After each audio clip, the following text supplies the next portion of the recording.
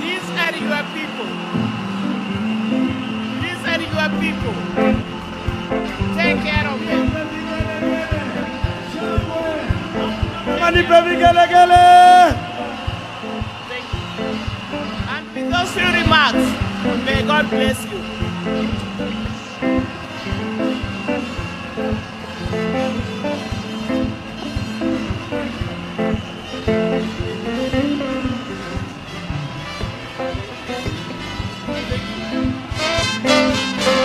Asante.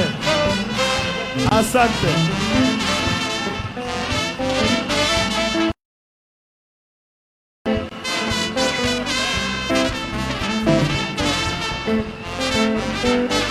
Haya, asante sana mama kwa kupatia sisi baba ili atukomboe, atusaidie nchi yetu ya Kenya. Sasa tunataka kwenda kwa sherehe nyingine ndogo hapa. Kabla hiyo tuko hapa na Mheshimiwa Mwathi, tuko hapa na Mheshimiwa Maoke Maore, Masi Kakuya, Ruth Mwaniki na Mheshimiwa Mpuri Apuri, party leader wa Nompeo na East African Parliament. Tuko hapa na PS Unkuli na PS Richard Lisiampe, Senator Okongo Omogeni Senior Counsel. Sasa nataka tupate video ya baba kwa dakika 3. Baada hiyo tukue na speaker wa Kenya wa zamani Mheshimiwa Ole Kapana. Weka hiyo video ya baba ya documentary.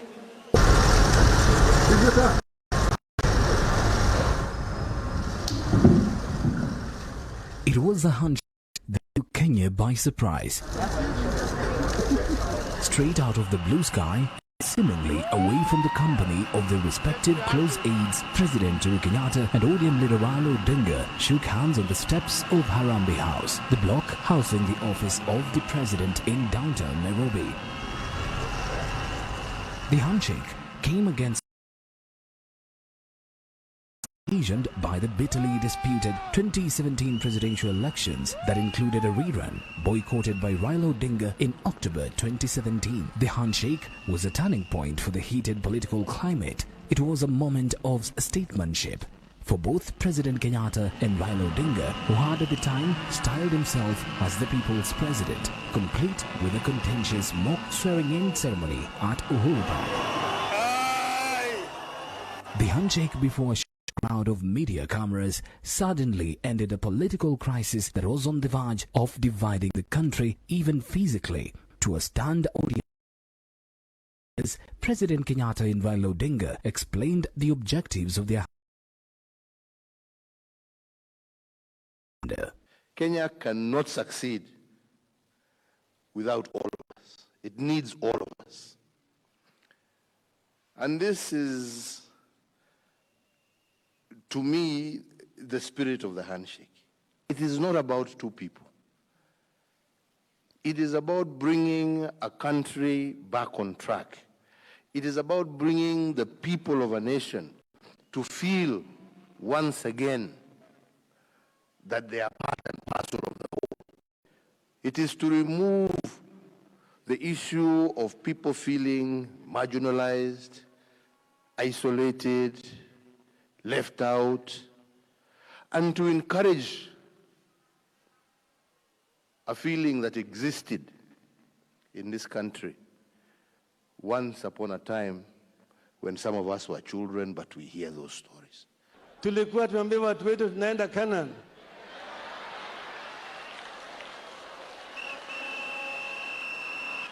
Lakini tulipofika kwa mto Jordan tukapata mamba pale.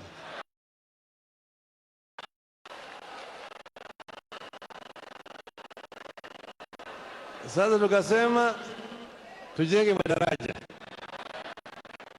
ya kuvukisha watu.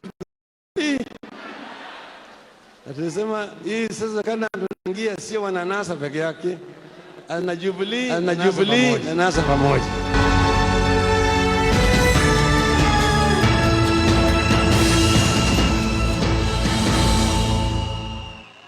Born Raila Raila Amolo Odinga in January 1945, Raila Odinga is a scion of one of Kenya's foremost freedom struggle heroes, Jaramogi Oginga Odinga. The older Oginga was an independence firebrand that together with Jomo Kenyatta and other leaders fought the cause of ending colonial rule and negotiated the constitutional order of Kenya at the famous Lancaster conferences in London. And to a politically conscious father was Raila Odinga born.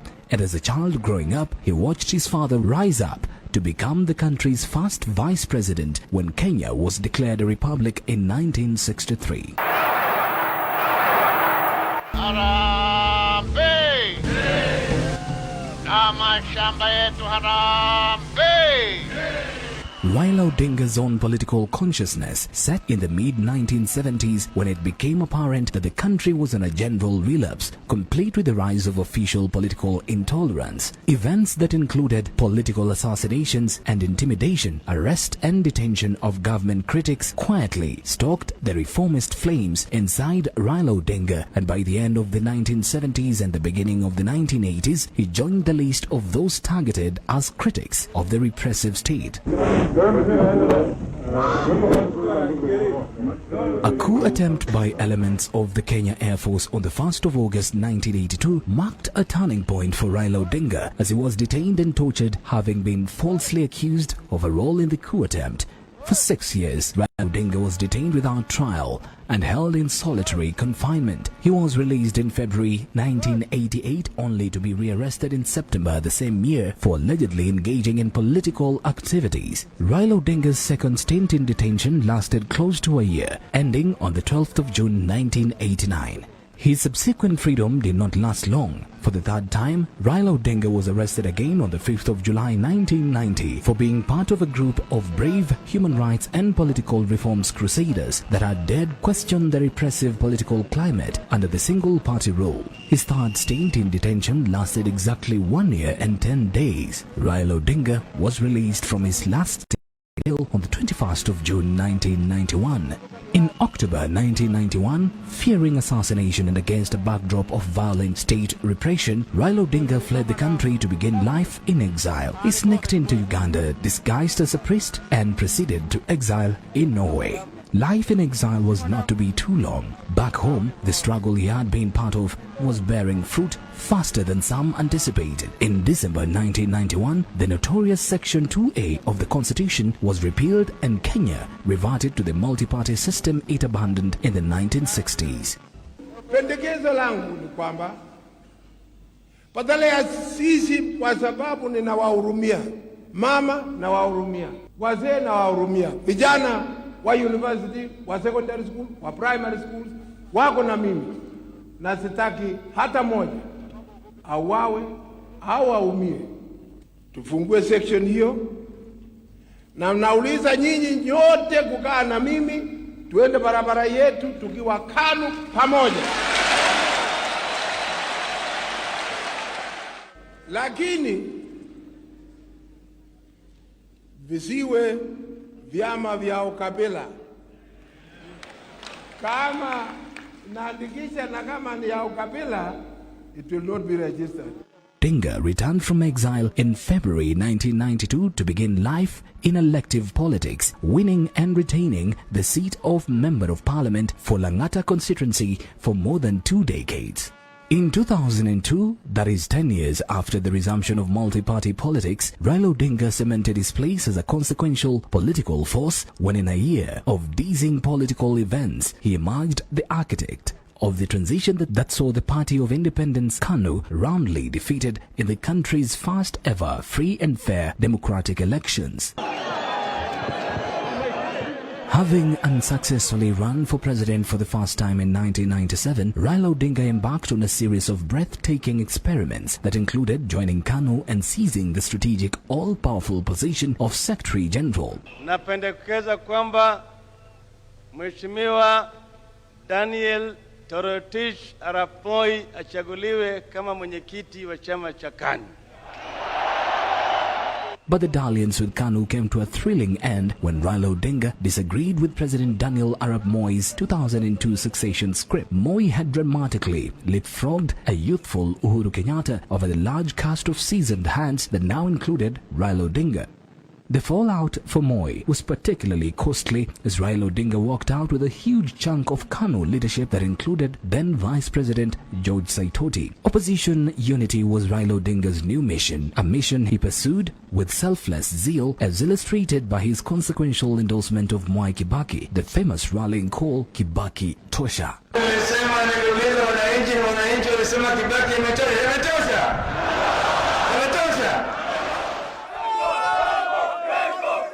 The formation of the National Rainbow Coalition (NARC) and the endorsement of Mwai Kibaki proved a political masterstroke. KANU and Moi were outfoxed, and Raila Odinga's energetic campaigns across the country constituted the final rites for a party whose assured defeat was just an election away. With Mwai Kibaki confined to a wheelchair by a nasty road accident, the entire campaign revolved around Raila Odinga, who directed the show with ruthless efficiency.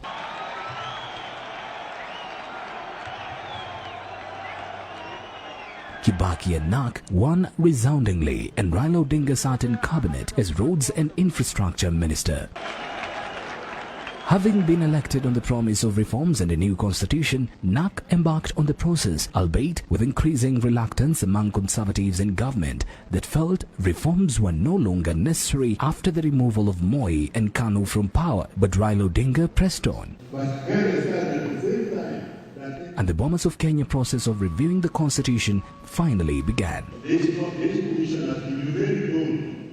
With conservatives shifting the game to the content of the proposed constitution, Raila Odinga formally drew the line and successfully opposed what he termed a mutilated version of the constitution NARC had promised Kenyans.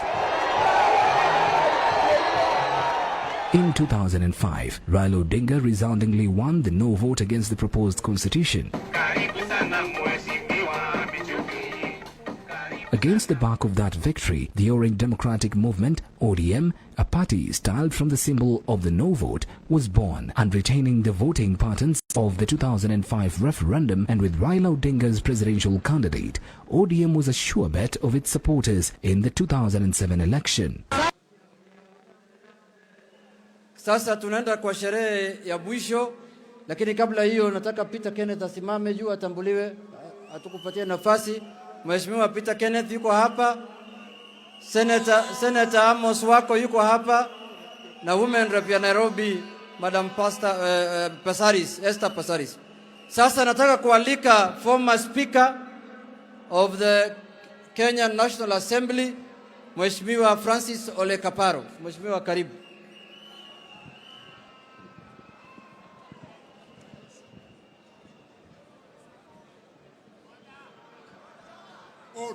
Order. Order for real. Before, kabla sijakuwa speaker, washa niwe Kaparo kwanza.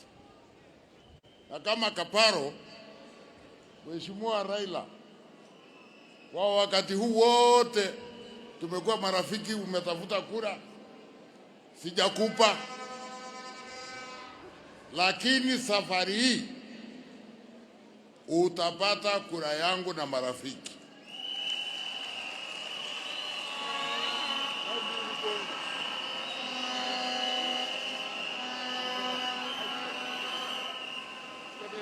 Na najua siko peke yangu. Kuna wengi tu Kenya mzima hii ambao kwa mara ya kwanza wataungana na wale wengi miaka yote wamekupigia kura na utashinda. Sasa washa nirudi kazi hiyo ingine. Hiyo imetosha. Kazi yote ambayo inafanywa lazima kuwe na mazao. Na tumekaa mchana mzima, tumezungumza, tumeimba. Sasa itafika wakati wa kutoa uamuzi. Lakini nataka kufanya hakikisho hii. Mkutano huu ni wa Kenya, sio ya ODM. Hiyo pengine itakuweko baadaye. Kuna ODM wako hapa, vyama vingine wako. Hii ndio Azimio la Umoja, ili wengine wasije wakafanya makosa ya kwamba ile resolution tumepitisha hapa hata ni ya ODM. Hapana, hii ni Azimio la Umoja. Tumefahamiana? Sasa na kuna bwana aliyeleta mjadala, atakuja kuwasomea mjadala huo, tutachangia kidogo, alafu tutaweka kwa kura ya umma. Yule bwana alileta mjadala hapa ni Dr. Nyamu Joka. Sijui kama bado una haja na mjadala wako, na kama uko nayo kuja wasilisha.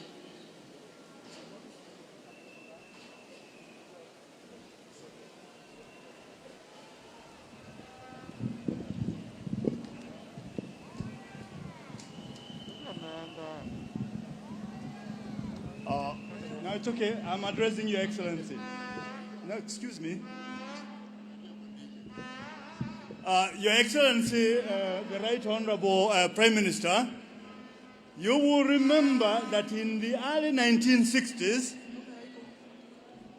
your father traveled through Nyanza, and every time he attended a meeting, he would say, Piny Owacho. The people are saying.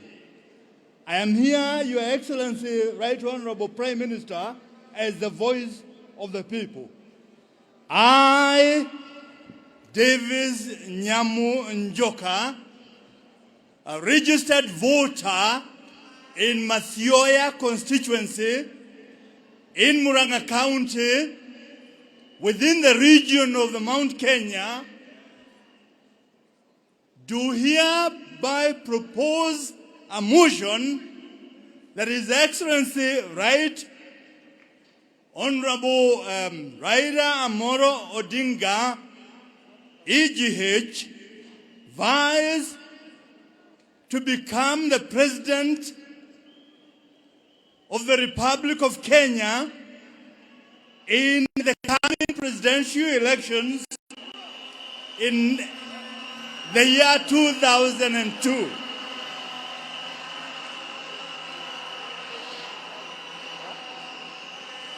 The reason why I'm making this proposal is because we as Kenyans believe that we are safe in your hands as the President of the Republic of Kenya, because you are a young and patriotic Kenyan who will carry our hopes for a safe and equitable society in the Republic of Kenya. I move this motion.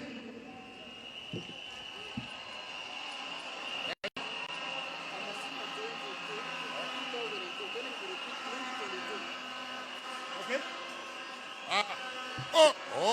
Order. You must read your motion well. The copy I have is that the election will be in August 2022, not 2021. Is that what you mean? I read 2022. Thank you. Do you have a seconder? Where's the seconder?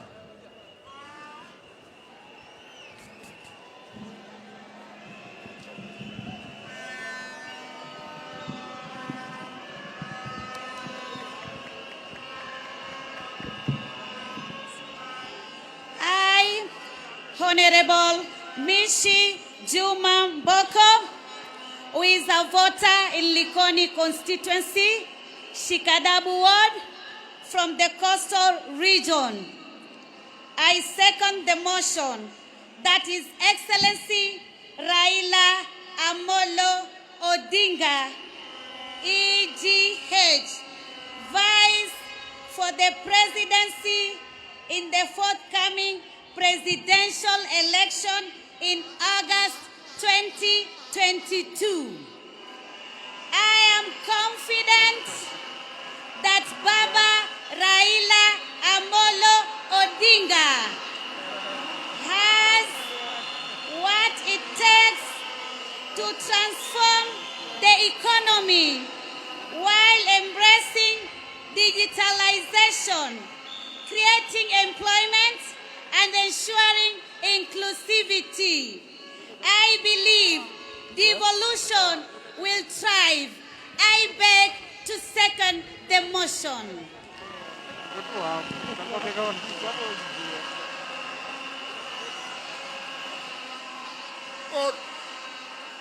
Order now. Order, order, order. Order.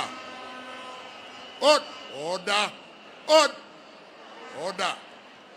I will now propose the question, which is that following wide Azimio La Umoja consultations in all the regions of our great country, we, the people of Kenya, gathered here today at KASARANI Stadium for the Azimio La Umoja National Convention, this 10th day of December 2021, do hereby request His Excellency Raila Amolo Odinga,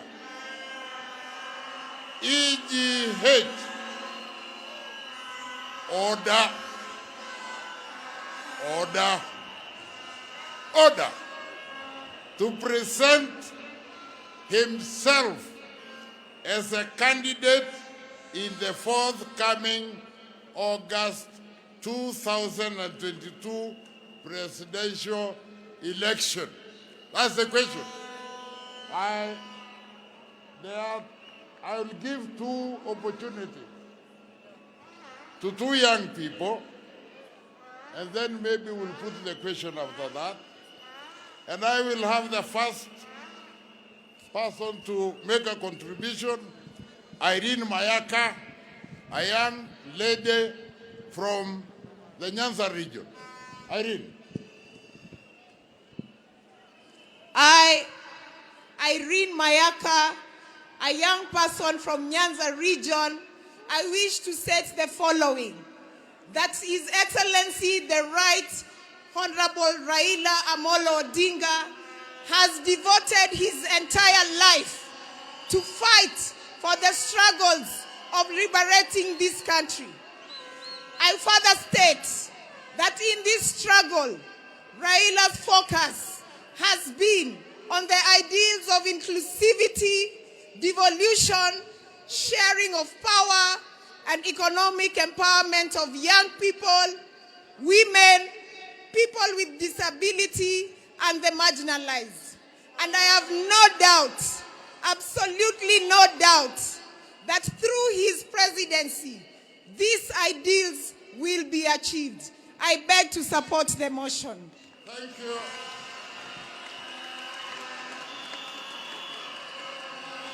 I think I will give the last intervention to another young person from the western side of our country, Mr. Moffat Mandela. I, Moffat Mandela, from the Western Kenya, a youth from Western Kenya, wish to state the following: that this country needs a statesman at the helm of political leadership. His Excellency Raila Amolo Odinga has always put this country first. that he has always put this country before his personal and political interests. His Excellency Raila Amolo Odinga has always had a big heart that is forgiving everyone that has always wronged him. His Excellency Raila Amolo Odinga is a man of great humility, and it is these qualities that we need in a leader that will take this country forward. It is in this background that I want to support. Thank you.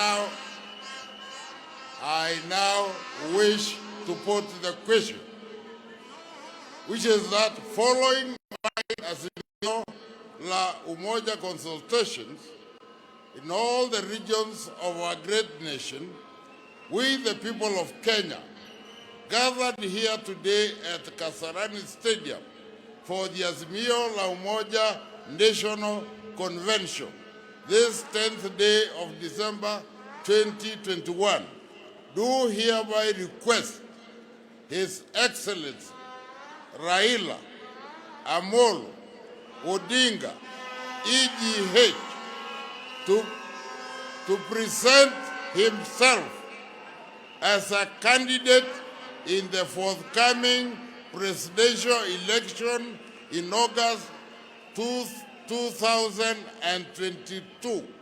As many as of that opinion say aye.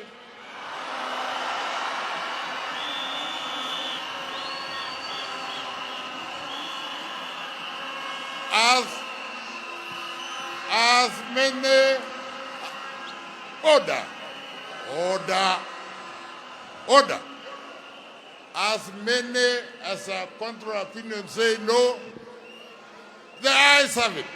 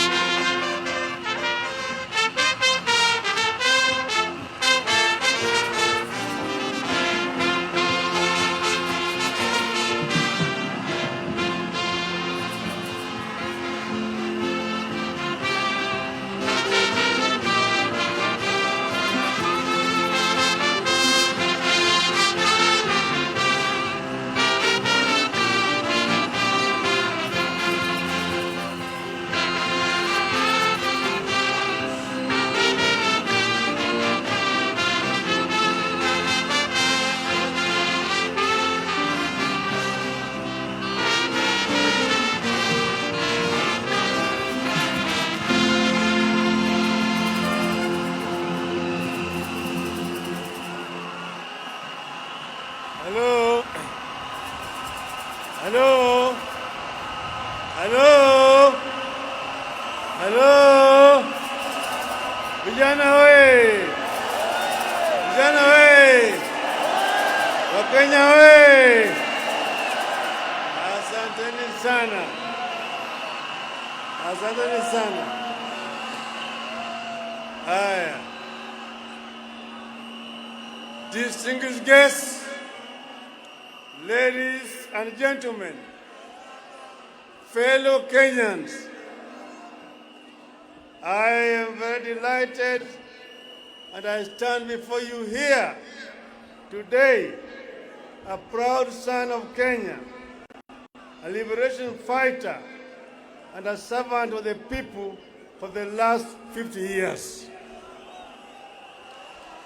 Today, I boldly declare that I'm neither repentant nor regretful of my own experience in the fight for a liberated Kenya.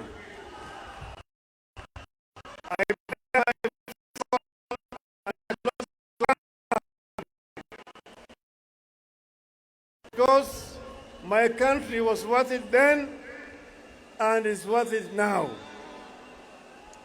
I bear scars of liberation with pride and embrace the blood, sweat, and tears they cost me.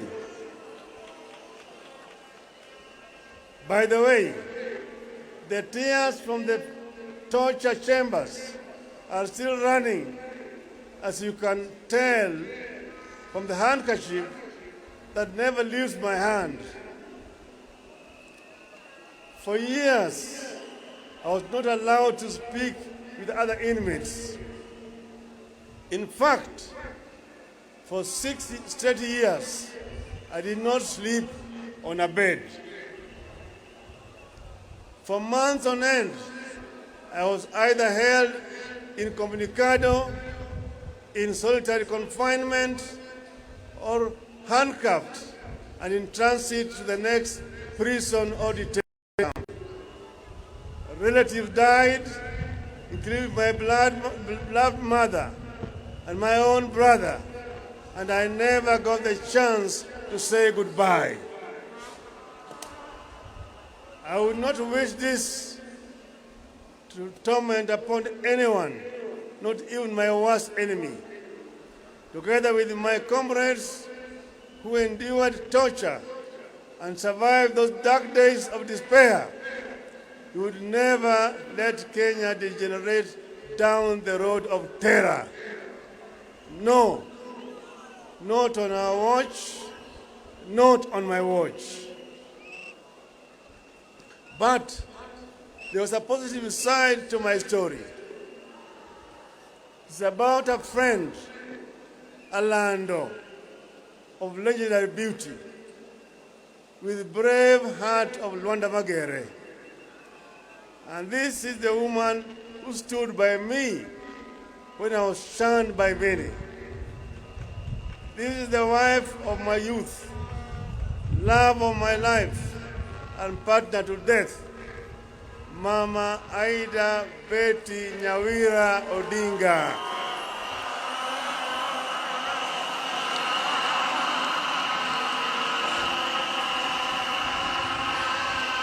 In those hard times of long and uncertain incarceration, if I was not reading the Holy Bible, I found deep solace in Mama Aida's love and support.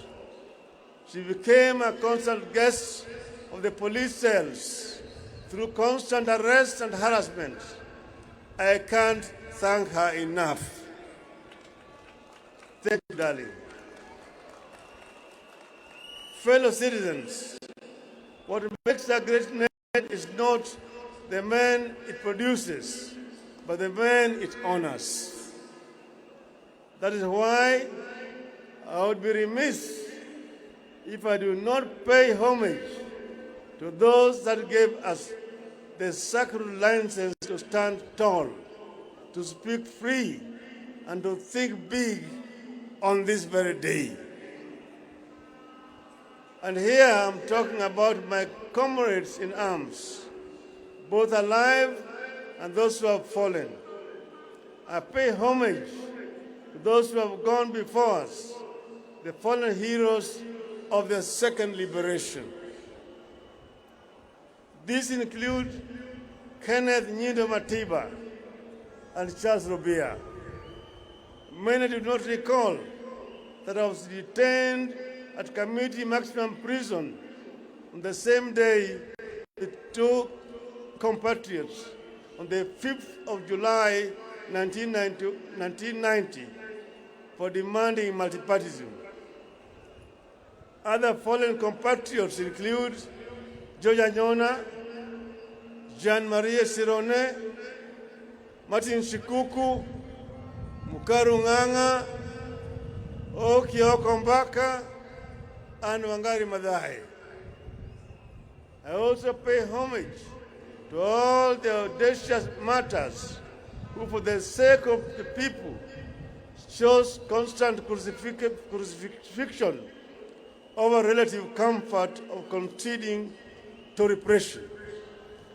I hold the deepest respect to living icons like Mukami wa Kimathi, the wife of Dedan Kimathi.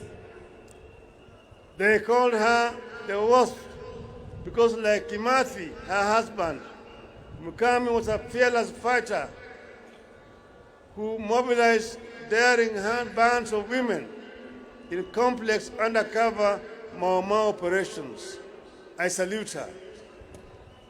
Other liberators include Ngugi wa Thiong'o, whose powerful written words enriched the ideologies of the struggle against the one-party regime. Koigi wa Mwere, whose fearless voice inspired many to action. I remember Dr. Odhiambo Mbai, the fearless chair of the Devolution Committee at the Bomas Conference, who was brutally assassinated, and Dr. William Mutunga, who distinguished himself as a selfless champion of social justice and comrades in the detention chambers. We also had Katama Mukangi, Kaimoji Wachira, Alamin Mazrui, all those colleagues who were with us at that time. In the course of this struggle, there have been ups and downs, advances and retreats, but we have never lost our direction. At this point, I must pay homage to my brother, His Excellency, President Uhuru Muigai Kenyatta, for the foresight and sense of patriotism in initiating the dialogue that led to the handshake. It takes a seasoned statesman to shake the hand of his rival. I thank him. In the course of our discussions, we agreed that Kenya is greater than the two of us. We agreed that despite years of effort, Project Kenya has not quite taken the way of how our fathers envisaged. Where our founders envisaged unity, we have been held back by divisions, tribe against tribe, region against region, men against women, leader against leader. As if these divisions have not been costly enough, there are still massive efforts by other people to divide us further, as rich and poor, young and old. We agreed that where our fathers dreamt of plenty within our borders, poverty has taken deep roots in our land. We agreed that we must deal a deadly blow to corruption before it brings down our country. We resolved to work together to unite our people in order to realize the Kenyan dream as coined by our founding fathers. Justice is our shield and defender. May we dwell in unity, peace and liberty. Plenty be found within our borders. That is the foundation of the Azimio La Umoja. I must add here that with this reconciliation, I ask for nothing, and I will never ask for anything except the opportunity to serve.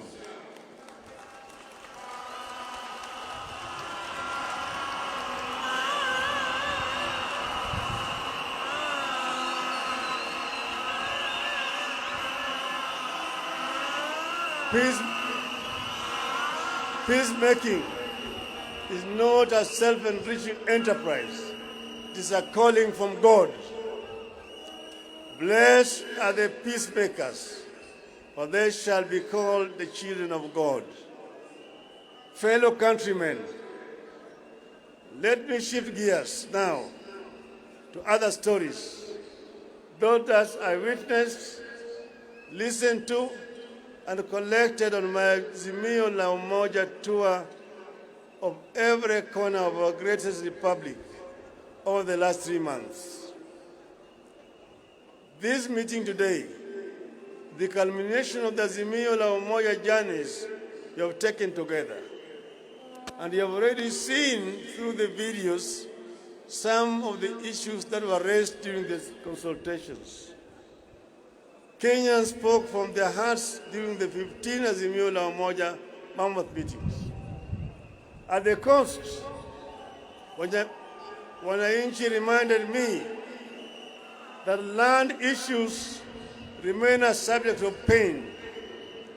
Many families long for the privilege of possessing family land that they can pass down to generations. They cried about the huge impact of the standard gauge railway on their businesses.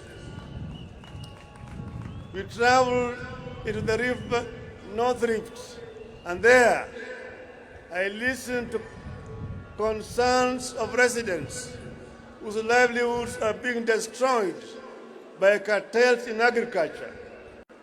People who import maize while farmers are stuck with their maize. They lamented the collapse of the dairy and tea sectors and the high cost of farm inputs. The communities of West Pokot County wondered where there was a West Pokot when there is no East Pokot. They asked to be identified specifically as a community in the national census with a code and their own development projects, and the creation of 2 more constituencies and 5 wards. I also spent time in the Mount Kenya, both west and east, and I can confirm to this congregation that if the mountain was smooth, it would be impossible to climb it. The mountain has to be bumpy for you to scale it. On this, I'm happy to note that I've reached very close to the peak. I've seen the Batian and the Lenana peaks, and the people have promised that we shall walk together to the promised land yonder, if I prove that I understand and shall address their concerns. Residents express concerns about the equitable distribution of development resources within the region and the proportional representation. They summarize it in the one call: 1 man, 1 shilling, 1 vote. And they want to earn more from their tea, coffee, pyrethrum, vegetables, potatoes, rice, and dairy. Nyanza complained about non-functioning and collapsed cotton, sugarcane, fishing, tobacco, tea, and soapstone industries, and the denial of economic opportunities for the region. In Turkana, the continuing challenge of general insecurity, poverty, drought, and famine were raised repeatedly. In the lower eastern, the local communities complained of a serious lack of water, recurring famine, and lack of economic opportunities. Northern Kenya felt profoundly let down by Nairobi. Their children are being denied identity cards by their own country. Education is collapsing due to insecurity, and livestock sector is severely threatened by drought and disease. I took note that while our people of Mount Kenya spoke of 1 man, 1 vote, 1 shilling, Northern Kenya spoke of 1 man, 1 kilometer, 1 shilling. Indeed, Kenya is diverse in its needs and its ideas to address the needs. In Western Kenya, I was repeatedly reminded of the local industries like sugar that had been allowed to collapse due to corruption, neglect, and mismanagement. Fisheries and mining are struggling. Young men and women who would have gained from the local thriving industries spoke of how they are forced to migrate from home to seek opportunities elsewhere. The Mag community is worried about a lack of livestock and pastoralist economy. They worry about the environmental degradation upstream, which impacts them directly. They have their historical injustices over land. Then they are also concerned about the environmental degradation and the Mau forests. These are just some of the concerns that I noted, internalized, and I took them on as a personal mission. Listening to our people made me look back over the last 5 decades. It became crystal clear that while much has been achieved, much remains to be done. I stand here deeply concerned, indeed horrified, at how our peers at independence left us far behind. Nations like South Korea, Malaysia, and Singapore, with whom we were at the same level of development in 1964, have largely vanquished us, and they have vanquished the extreme poverty. Today, they manage the diseases like COVID as effectively as all other functioning countries. Their education systems have dealt a deadly blow to the ignorance and put them in the Premier League of the 4th Industrial Revolution. You have to change tact. You have to catch up. Fellow Kenyans, following the listening hours and to address the concerns that have emerged, we came up with a 10-point people's program as follows. Point number 1, inua jamii, pesa mfukoni. A nation's greatness is judged by how it treats its poor and vulnerable. Pesa mfukoni is a social protection program that will deliver 6,000 shillings per month to the 2 million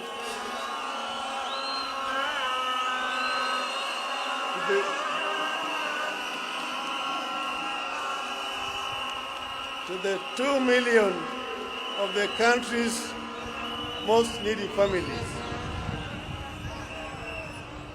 And I want to emphasize, it is not a handout, but an investment and a foundation for a new transformational value chain that will also trigger massive economic activity and create thousands of localized small-scale businesses and enterprises across the country. This will lead to millions of jobs and the eventual development of a thriving middle class. The resulting middle class and small and medium enterprises will be a robust market for larger, more national corporations. Point number 2, Baba Care. Each of us has experienced the all-consuming strain that accompanies the ill health of a family member. We will ensure that each and every Kenyan has a social insurance, a health insurance plan. Those who cannot pay, the government will pay for them, so that no Kenyan should die or suffer or lack treatment because of lack of money. Point number 3, kazi kwa wote. This is about securing the welfare of the people by generating avenues for productivity through job creation programs, for investing in the critical Juakali sector and other micro and macroeconomic stimulation schemes. Point number 4, uchumi kwa kina mama. This will focus on the true multipliers of the wealth in our community, our women. The program will unlock access to financing for women-led businesses and provide support for women and other enabling factors such as access to assets for production, land tenure, and proportional representation in all government levels. Point number 5, hashtag inawezekana. We know that our youth are closer to the future than we are, but they are exploited as cannon fodder for bad politics.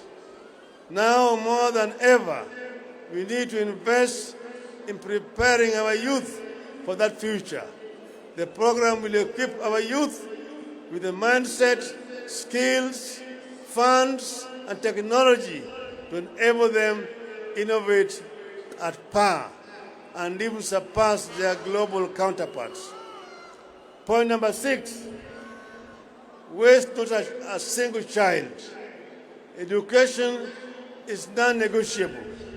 This program will be an aggressive scheme to ensure that all, not some of our children, get rightful access to quality education. Point number 7, for Northern Kenya. Sorry. Point number 7, for Kuzanja. The aim here is not to merely feed, but to generate agricultural bounty that Kenya has the potential to produce. We will factor in climate change, adaptation, and mitigation to support and help realize high agricultural productivity across the nation. Point number 6 is about Northern Kenya, where children have dropped out of school because of lack of teachers. We will have affirmative action program to ensure that teachers are admitted at lower rates so that we can have sufficient teachers to teach in schools in Northern Kenya.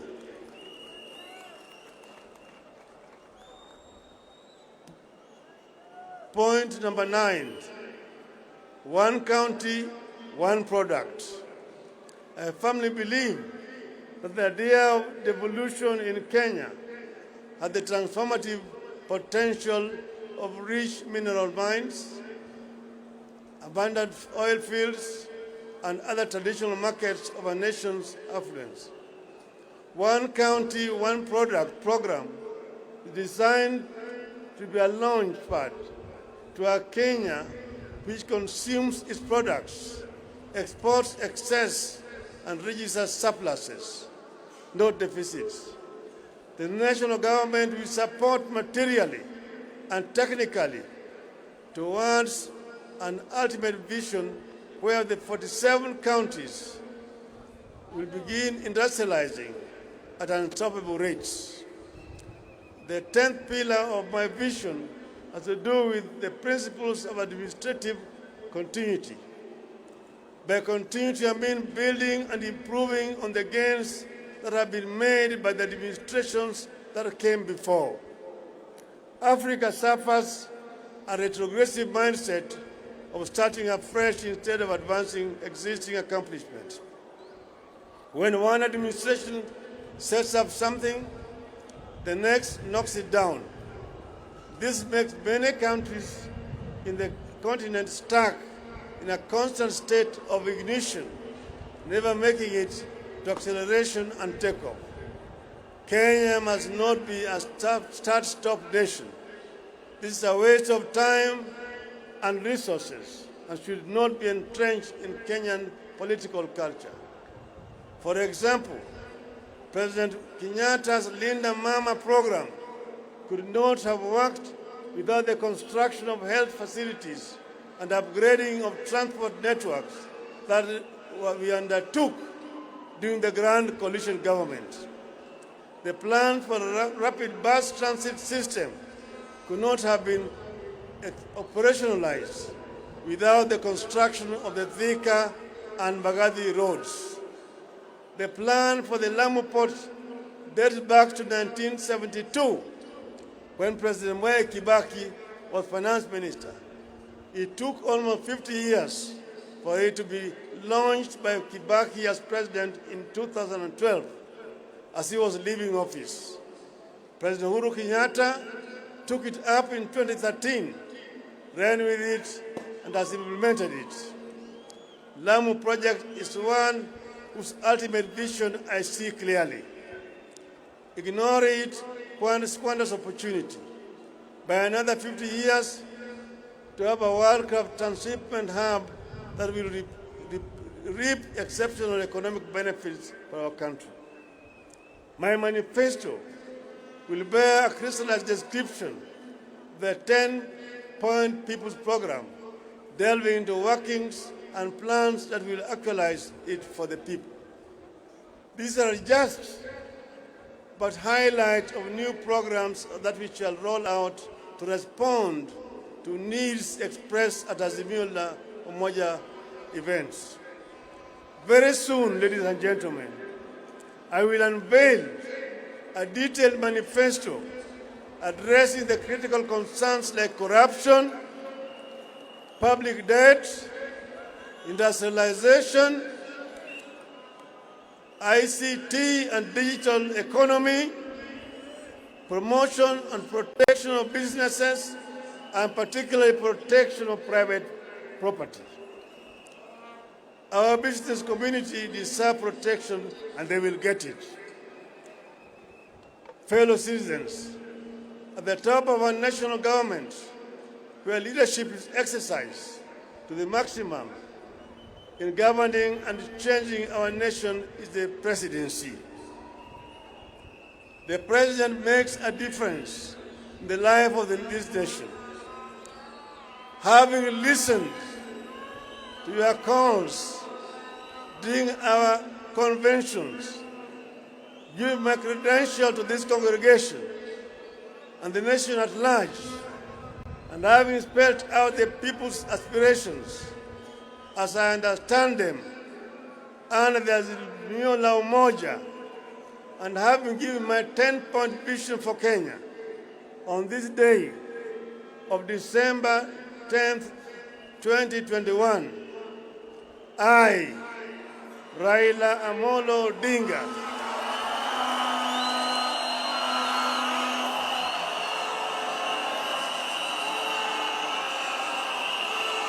having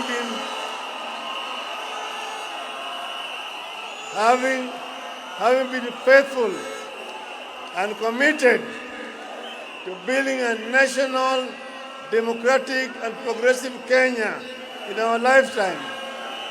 Having worked for many patriotic Kenyans to achieve this goal, I do hereby accept to present myself as a presidential candidate at the presidential elections on the 9th of August 2022, following the request and unanimous decision by Azimio La Umoja.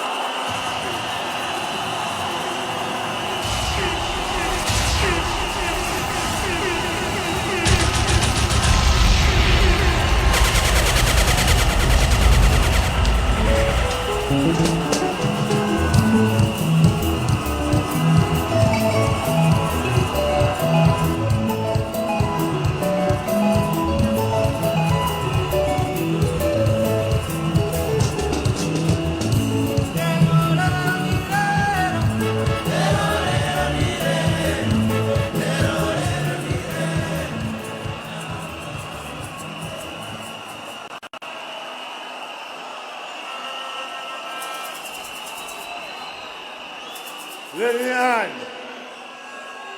I'm not running for the president to oppose anyone, but to propose better policies.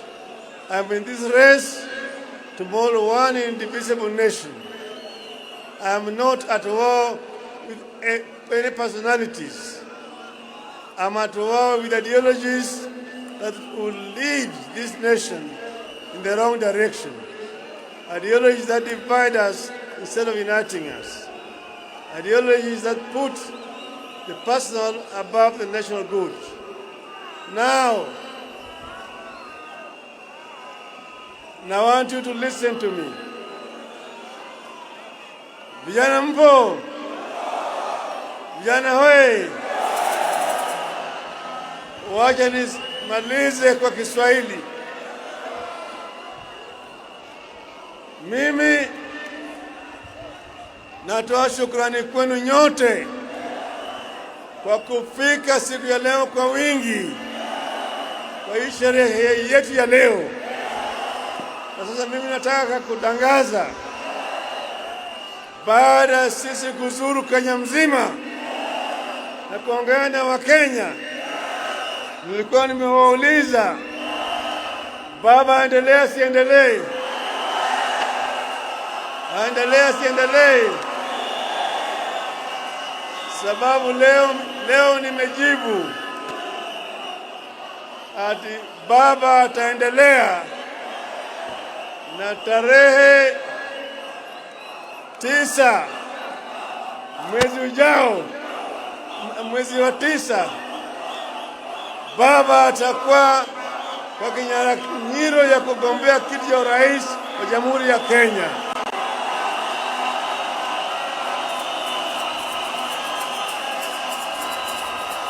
Vijana we! Wewe!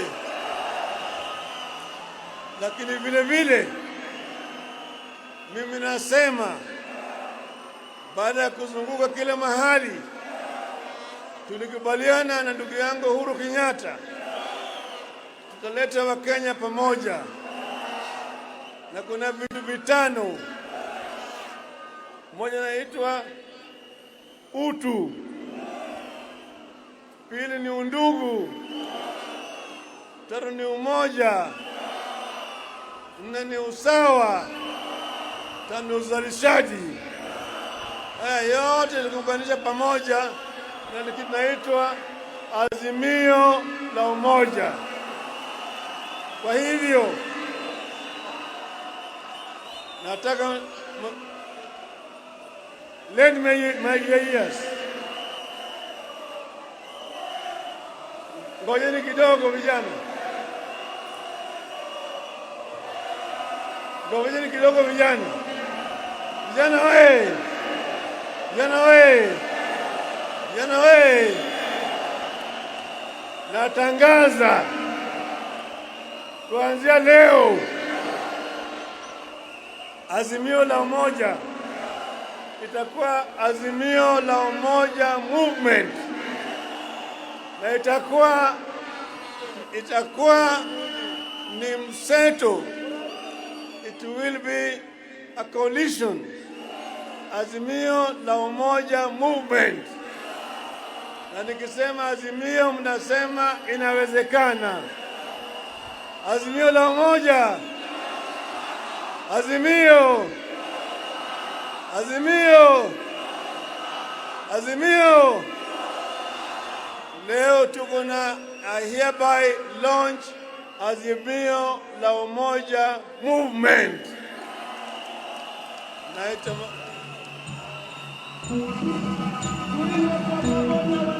Tuimbe kwa pamoja. Tushangilie Kenya, taifa letu tukufu, Kenya tunayoipenda. Kenya nchi tunayoipenda. Twajivunia sana tukijiita wa Kenya. Tuimbe kwa pamoja. Baraka. Kenya nchi yenye baraka. Tumekomboa Kenya, taifa letu tukufu, tumebadili mwendo. Tutalinda katika mpya. Anayependa Kenya ni yule mwenye kutenda haki kwa watu wote. Mtu mwenye kutenda Tushangilie. na ukipenda Kenya Tunaimba kwa pamoja. yenye kuvunja amani. Hatutaki matata Kenya, wenye nchi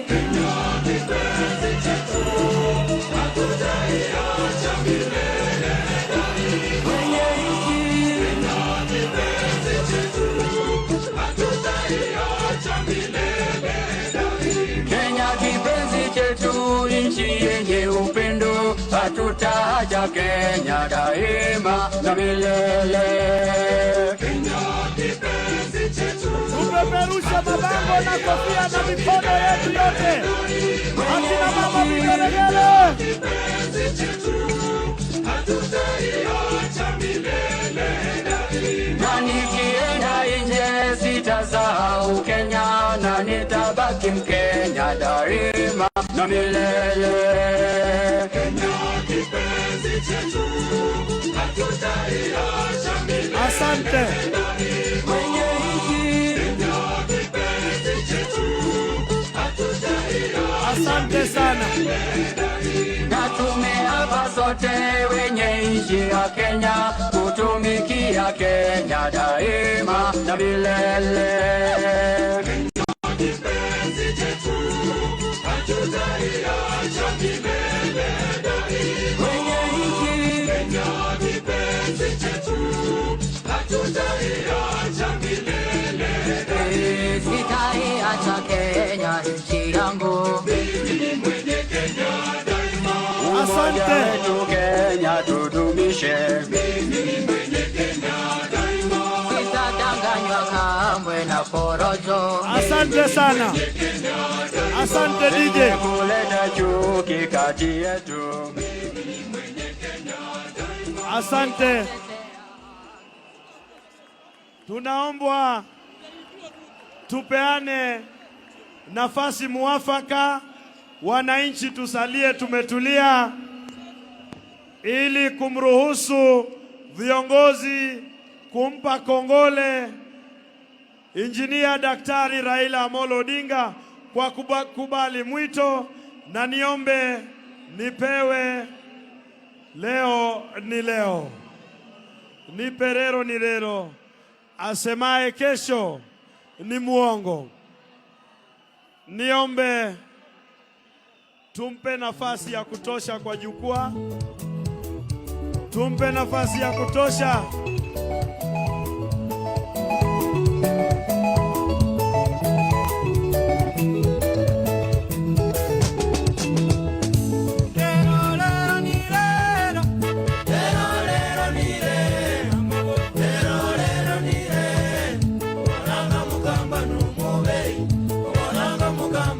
Tuimbe kwa pamoja tukisherehekea leo ni leo, asemaye kesho ni muongo.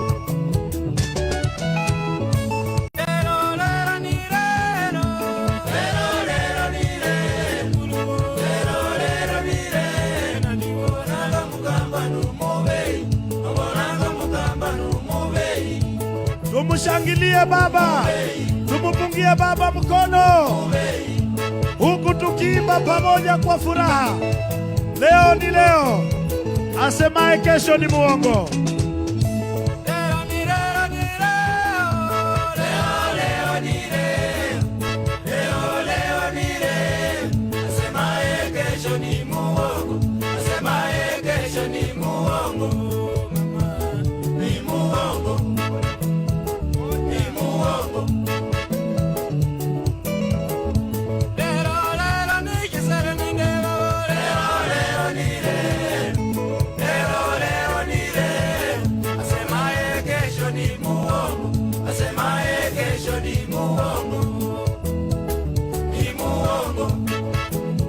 Wapi vigelegele?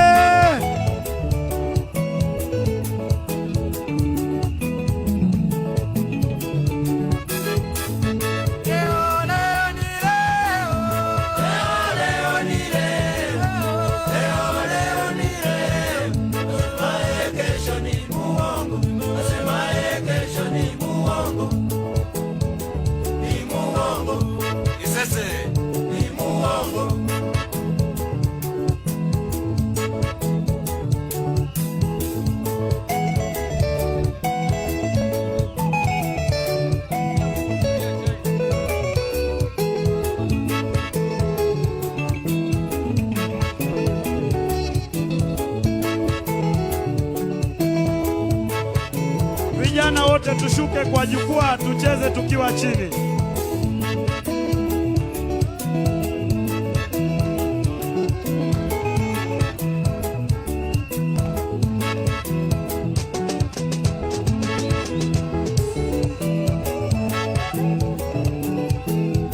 Asante DJ.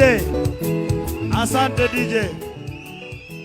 Niombe mulio kwa jukwaa mushuke ndio muziki iendelee. Wale mko kwa jukwaa, shuka, muziki iendelee.